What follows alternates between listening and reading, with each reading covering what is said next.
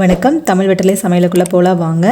நம்மளோட சேனலை நீங்கள் ஃபஸ்ட் டைமாக பார்க்குறீங்க அப்படின்னா சப்ஸ்கிரைப் பண்ணிக்கோங்க. பக்கத்தில் இருக்க பெல் சிம்பிளை கிளிக் பண்ணிடுங்க. ஆல் பட்டனையும் செலக்ட் பண்ணி விட்டுருங்க ஃப்ரெண்ட்ஸ். வாங்க வீடியோக்குள்ளே போகலாம்.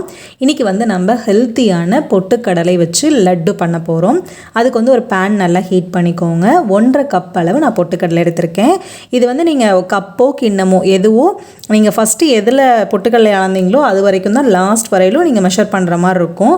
அதை தவறி நீங்கள் வேறு மாதிரி மெஷர் பண்ணிட்டீங்க அப்படின்னா உங்களுக்கு அளவுகள் மாறி வந்துடும். ஜஸ்ட்டு பொட்டுக்கடலை இப்போ நம்ம ஹீட் மட்டும்தான் பண்ண போகிறோம். அடுப்பு நல்லா குறைச்ச தீயில வச்சுக்கோங்க. கையில் எடுத்து பார்க்கலே பொட்டுக்கடலை நல்லா சுட்டுச்சு அப்படின்னா அடுப்பு ஆஃப் பண்ணிடலாம். இதை பேனோட அப்படியே கொஞ்சம் ஆற வச்சுருங்க. ஆற வச்சதுக்கப்புறமா மிக்ஸி ஜாரில் சேர்த்துக்கலாம். சேர்த்ததுக்கப்புறமா ஒரு 5 ஏலக்காய் போல் சேர்த்துக்கோங்க. பொட்டுக்கடலை அளந்த அதே கப்பில் 1.25 கப் அளவு நான் சர்க்கரை எடுத்திருக்கேன். நல்லா நைஸாக பவுடர் போல் அரைச்சி எடுத்துகிட்டு வந்துடலாம்.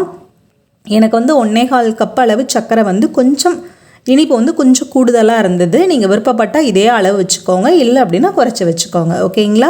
பேன் ஹீட் ஆனதும் ஒரு 3லேருந்து 4 ஸ்பூன் வரைக்கும் நெய் சேர்த்துக்கலாம். நெய் கொஞ்சம் உருகி வரட்டும். நெய் நல்லா உருகிருச்சு. நெய் உருகினதுக்கப்புறமா வாசனை இல்லாத நார்மல் குக்கிங் ஆயில் சேர்த்துக்கோங்க.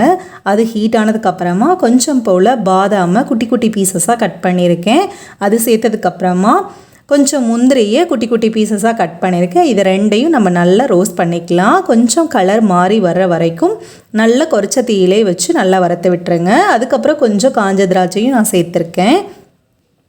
இதையும் சேர்த்து திராட்சை கொஞ்சம் நல்ல பலூன் போல் உப்பி வரணும். முந்திரியும் பாதாமும் கொஞ்சம் கலர் சேஞ்ச் ஆகி வரணும். அது வரைக்கும் நல்லா அனலை கம்மியாக வச்சுட்டு நல்லா கலந்து விட்டுக்கிட்டே இருங்க. திராட்சையும் நல்லா உப்பி வந்திருக்கு பாருங்கள். முந்திரியும் பாதாமும் கொஞ்சம் கலர் மாறி வந்திருக்கு. இந்த டைமில் நம்ம அடுப்பை ஆஃப் பண்ணிக்கலாம். அடுப்பை ஆஃப் பண்ணி பேன் எடுத்து கீழே வச்சுருங்க. வச்சதுக்கப்புறமா நம்ம அரைச்ச பொட்டுக்கடலை மாவை உள்ளே சேர்த்து நல்லா கலந்துக்கலாம். பார்த்து கலந்துக்கோங்க. மீதி மாவு கொஞ்சம் ஜாரோடையே நான் வச்சுருக்கேன். இதில் மாவு கரெக்டாக இருந்தது அப்படின்னா நம்ம இதே வச்சுக்கலாம். இல்லை கொஞ்சம் பிடிக்கிறதுக்கு ஜாஸ்தி இலக்கமாக இருக்குது அப்படின்னா இன்னும் கூட இந்த நம்ம ஜாரில் ஸ்டோர் பண்ண பொட்டுக்கடலை மாவு உள்ளே சேர்த்துக்கோங்க. இல்லை நீங்கள் மாவு அரைச்சது எல்லாம் நான் கரெக்டாக சேர்த்துட்டேன், கொஞ்சம் இலக்கமாக தெரியுது அப்படின்னா தனியாக வெறுமனே பொட்டுக்கடலையை மட்டும் அரைச்சிட்டு நீங்கள் உள்ளே சேர்த்துக்கோங்க.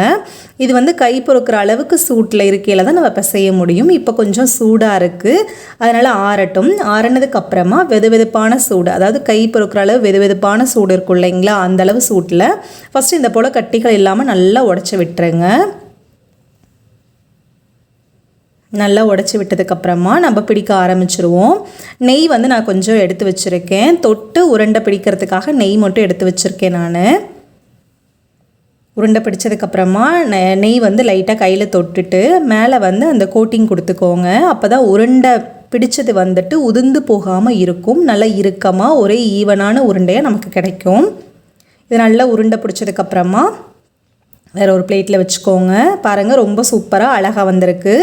இதே போல் நம்மகிட்ட இருக்க எல்லா மாவுகள்லையும் உங்களோட கை அளவுக்கு தகுந்த மாதிரி உருண்டை பிடிச்சி எடுத்து வச்சுக்கோங்க.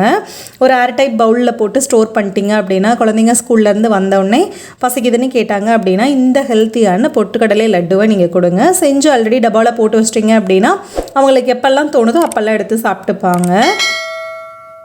நெய் தொட்டு தொட்டு லைட்டாக கையில் பிசைஞ்சுக்கோங்க. அப்போ தான் உருண்டை உடஞ்சிராமல் உதிர்ந்து வராமல் கரெக்டாக இருக்கும். நமக்கு ரொம்ப சூப்பரான ஹெல்த்தியான ஈஸியான பொட்டுக்கடலை லட்டு ரெடி ஆயிடுச்சுங்க. கண்டிப்பாக அதை நீங்கள் ட்ரை பண்ணுங்கள். எப்படி இருக்குன்னு சொல்லிட்டு கமெண்ட் பண்ணுங்கள். நம்மளோட சேனலுக்கு சப்ஸ்கிரைப் பண்ணிக்கோங்க. தேங்க்யூ.